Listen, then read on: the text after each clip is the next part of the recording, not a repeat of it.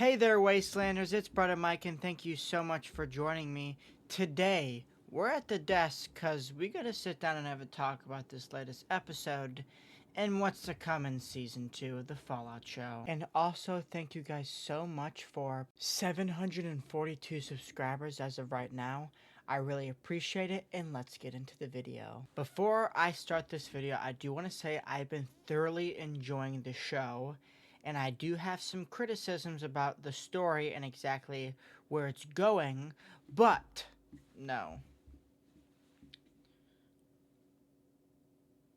So, like always, these breakdowns are a little bit different, and because of all the different plot lines going on, we're going to pick one, go with that until we go to the next one. So, this episode kind of opens with the ghoul still being on that pole. And I like what they did with not having him just be able to pull himself up and tank it. He was there all day, slowly turning feral. Um, they were using some of the feral noises from Fallout 4, or unless I was tripping, those were Fallout 4 feral noises he was making. So, dog meat was no help. And then, sadly, my theory about the kings helping him did not come true. But what did come true is that that mutant that we heard in the trailer came and sliced the pole in half, picked up Cooper, and brought him back to the church he was at. At first, quick glance, I thought it was the Mormon fort. It was not, unfortunately. But we finally got confirmation that it was Ron Perlman voicing this mutant. And he was asking the ghoul for his help. So do they know each other? Does the ghoul have a bigger reputation than what we perceive? Um, who knows? But I'm excited to see where that goes and where this war is coming. What is he talking about? Is he talking about the Brotherhood of Steel, the Commonwealth Brotherhood of Steel, coming to New Vegas to get cold fusion, and Maximus is bringing it right to Mr. House? Who knows? But I'm very excited to see where that goes, and then we'll talk about what else happens with Cooper later. But um, Super Mutant, I like the Super Mutant's face. I like that we're seeing different faces. I saw some people complaining, "Oh, this doesn't look like a Super Mutant." It's like every Super Mutant looks the same because of game engine stuff, but realistically, mutants would look different, especially because they're evolved from different people. So I like that. Also love that Ron Perlman was in it. I don't know if his voice sounds the same. It sounds like they deepened it, tried to distort it a little, but we all could tell that it was Ron. So that was amazing. And Lucy wakes up in the administrative vault with her dad, and she walks out in the hall, and there's two legionaries, and she freaks out, and they're just acting normal. And we kind of see the side of the chip where the chip can make you almost completely docile, but also influence you to do certain things. So I like what they're doing with the chip, and it's not just senseless mind control. Like, they still sort of have a personality, even though it's like kind of faked and forced. So I like what they're doing with the chip, the automated man. Um, Now that we hear from Mr. House later on in this episode, and Lucy kind of parades through the vault, and I'm gonna be honest, it's kind of just a waste of time. We don't learn much other than some book that they talk about. I don't know. I don't even know how to describe this part of the episode because it was just Lucy walking around threatening her dad, and then was like, "I'm gonna bring you justice," and then they wasted a bunch of time. Bro, they took the one NCR soldier. How is Hank getting these dudes, though? Does he have, like, goons of these automated men, like, attacking these people? Because he got, like, a big legionary and an NCR ranger and chipped both of them up, and then set them loose and made Lucy forced to activate their chips so they'd stop fighting each other, which was crazy. Um, And I understand where they came with it, but Lucy should have just been thrown into that situation. I don't know. I don't know. It feels like they're taking too much time on certain things when we have huge plot lines that they have to wrap up in 2 episodes now, and we just keep getting more questions, like with Barb. Except Barb has a change of character that I was not expecting. So we get to see Barb, what she does day in and out, which is approve what's going to go in the vaults. We learned that the water chips, they knew which water chips were going to break. So they were, it was predetermined. That was even predetermined. Which means someone predetermined that the Vault 33 ones would, unless they really were just so trashy. But I'm very excited to see they go into this more because, well, I'll tie this in. So we finally get, I was going to leave this for later, but we'll tie this in now. We finally get to see Cooper confront Barb, and Barb is taken back by it in a way, but her response is what intrigues me because she still tries to hide the fact of what is above her, but tell Cooper that there are people far more dangerous than me, and like, please, like, if there's anything, you have to listen to me. These people are, like, I hope you guys realize Barb is stuck where she's at. There's no way. The minute Barb even got that position, she was trapped there in Vault Tech, and there's nothing she could do, and her fate was decided for her. And so she's trying to like tell Cooper, please do not do anything. Please don't involve yourself. Please don't be like one of your movies. This isn't like one of your movies, Cooper, please. And Cooper doesn't listen to her. But before we even get into that, we follow her on like a day of her work. She's talking to Robert Haas, where we see the automated man and how he wants it in turn for cold fusion. And she asks how cold fusion is stored. And she goes into the elevator, and someone is waiting there for her. And someone who we are very familiar with. And that is Dr. Wilczek.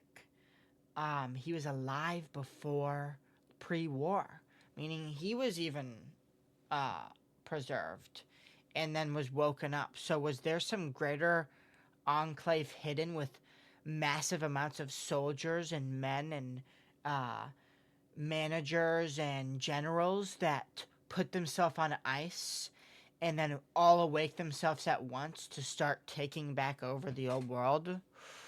Now that is something I'd like to see. That is something I'd really like to see. Or is this some sort of distorted Vault Tech Enclave intertwined type thing, which I would really like to see too, that there's different versions of the Enclave, which we've seen already. And he tells her that basically they're gonna kill your family if you keep looking into this. Stay in your lane, lady. And that's what happens. That's what she does. And then he tells her that what to say in that meeting. So potentially he was the one looking over it. Now I don't think he's a bigger purpose, but this is different for him. Why is he?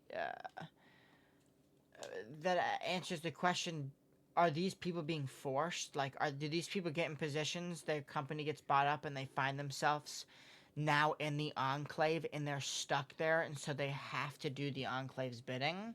I like that. I really like that they're forced to, that they're adding more character to these people than being mindless drones. So that brings me to where are they? I don't think Barbara's in that administrative vault now that we see she's with how involved she is with the Enclave, and such. But also, she helps Cooper get cold fusion from Hank. So he coerces Hank to come up to his room and have some drinks because he knew that he was such a big fan of him. And then he drugs him. And he's trying to find cold fusion, and Barb walks in. And she instead of getting mad at him, she doesn't say a word. Well, most likely because the vault, her Pip Boy's probably, the Enclave is probably listening somehow, and Mr. House or whoever is listening. And that's something I really want to make point to is she does not say a word to Cooper in that scene at all. She comes in, she helps him. I thought she was going to do something to stop him. She helps him, and then boom, that's it. And we see in the next episode that Cooper gives that to somebody, which could that be potentially the Enclave? Could that be Charlie? Could that be Moldaver? Could that be Mr. House? Who knows? But are we starting to see a bigger picture be painted? Did Cooper and Barb get divorced in secret and have all this stuff planned because Vault-Tec and the Enclave forced Barb to, because they were going to paint him as a commie, and that Barb didn't want them to know that he helped him because she didn't like what Vault-Tec was doing and she was trapped there? Oh my gosh. This is far better writing than I thought. I just hope that they finish some other storylines because we're still in Vegas and I have no clue what we're really doing here.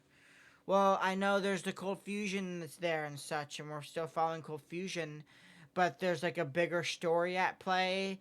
There's multiple different stories that they're gonna have to wrap up in now 2 episodes, giving us more questions with Barb, which will fall into the next season, and Hank will get away somehow. Lucy runs at some point. We still have, from the trailer, she's in her dress, trying to run. There's a lot at play here. I don't know where we're going. And it's if you were to join the Discord, by the way, it's up because we were talking about it earlier today. I woke up early today to watch this episode, and I'm frustrated by we just keep getting more questions and questions. It's like we're playing Poppy Playtime or Five Nights at Freddy's. This is Fallout. And the first Fallout show gave us stuff pretty upfront. They only left a few things up to the side, and that is why are we going to Vegas. So, yeah, and the episode ends with the mutant ditching the ghoul because he doesn't want them to know where he lives. Why wouldn't you keep the ghoul there? I don't know why they're introducing this. So, one thing is, we're staying in Vegas. If they can somehow finish this plot, it'll be very sloppy and rushed. So we're staying in Vegas. That's where we're not leaving Vegas, but I don't know why they're going to leave us on a cliffhanger in Vegas, which is what I think is going to be the Brotherhood coming because Mr. House has Cold Fusion. And then they can do some stuff with Liberty Prime, but the way they went about it was horrible, and I don't care if I get slack for that. That's a honest criticism, is the way that they went about pacing and going about the Mojave. Why did you go to Vegas if you're just going to show everything destroyed, moved, not done right, and sloppily put together? Are we all in that simulation pod that Lucy walks into? That's what I'm hoping at this point. Because, I don't know, and I'm not being a doomer. I really like the show. I like the lore that they're adding with Vault-Tec, with the water chip. There's so much stuff. But that's the problem. There is so much moving parts. You don't have enough time unless these last 2 episodes are 2 hours each. That's the only way you can do that. You can wrap up all these storylines without rushing it. And I don't want them to rush it. Because when you rush it, you get lore wrong. And you have the map incident and stuff happening off screen. Crazy stuff happening off screen with no lore to back it. I don't know. But the episode ends with the ghoul getting ditched and Maximus and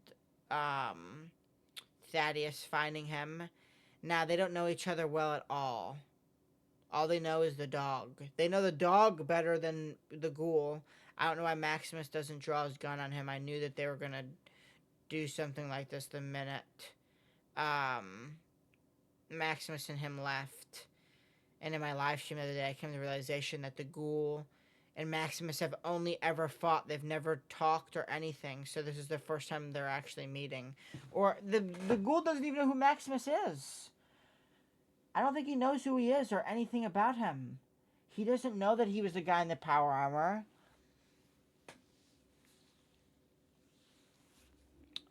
So I'm probably live right now. If I put this video out, I'm editing as I'm live, so join me there. We're gonna have a lot more lore videos this week, because we have more questions to answer than stuff I can go over for the show, so we're gonna start making that change, because I'm slowly losing hope in the show. Maybe I'm putting too much credit on Amazon. I really liked the show. That's the thing I love Bethesda. I don't want to poop talk it and potentially scare off them, but I'm thoroughly worried about what they're doing and how rushed it is, and that's a valid concern to have. So, if you're watching and you see I'm live, join me right now. Thank you guys again for 742 subscribers. That's insane. Thank you all so much. My predictions: the Enclave is going to be the big bad guy. I've been telling you my predictions throughout this whole thing. I don't have predictions. I have more questions than predictions. We have a little bit of lore, but obviously there's going to be some overturning, and there's other Vault 33 stuff, which they're shoehorning in there. I like the Vault 33 stuff, but I would like them to pay more focus to it like they did last season. Now we're not getting as much. What happens with them? I don't know. I'm not even gonna go over it. Because I'm kind of frustrated by what's going on. So join me in the live today. Yeah, my predictions are we're gonna still be in Vegas. It's gonna leave on a cliffhanger. There's not gonna be any end to these plot lines we see. I have a feeling that within these next 2 episodes, like, wow, we're gonna see the Legion again out of nowhere. Sick. Would have really loved to see more of them, because they weren't doing that bad of a job besides their silly writing. So, who knows? I don't know. I don't want to talk bad about it anymore, because I'm kind of just frustrated by how this isn't me being mad that they're messing up Vegas or being a new Vegas fanboy. This is me being confused by story decisions and writing that doesn't make sense, and how slow that they're dragging it out, which means they just want...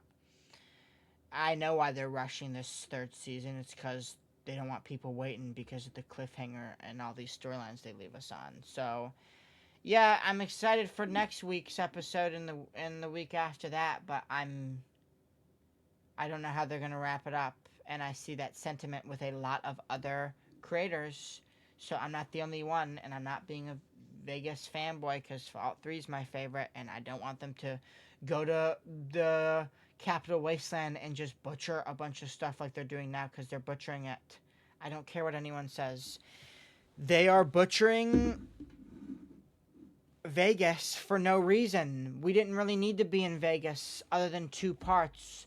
We haven't been in Vegas. It's like they're just using that to draw us in, because we haven't been there. We're in either the vault, we're outside of Vegas. We've been in Vegas and Freeside for maybe 20 minutes, collectively 20 minutes, and inside of locations that are totally different and taken extreme creative liberties, which I can set aside if the story's good, but when the story drags on forever and you're making stuff drag out far longer, not going to storylines you've established in the first 2 episodes and then totally given up on, those are some real concerns to have. So I'm scared that this could turn into another Amazon slop, and I don't want it to, because I really enjoy the show. I enjoy the show so much. I'll keep this in the clip that I make of me saying this, because I enjoy the show. 4th wall broken again. I enjoy the show a lot, but you can't sacrifice keeping people engaged and hooked for a storyline. Modern day Hollywood is starting to seem to forget the basic uh, parameters of a story, a movie, a show. And that is, you have to have up and downs and such. And we're just having questions, up, up. I don't even know what the major plot is of this season, really, because there's so much going on. I watch every episode 3 or 4 times, guys. So it's not that I'm missing anything or I'm mistaking something. Like season 1 had so much. I don't know. Join me. Join my live. Thank you guys so much for 742 subscribers. And with all that being said, you guys don't forget, you are cared for, you are loved, and you stay safe out there, Wastelanders.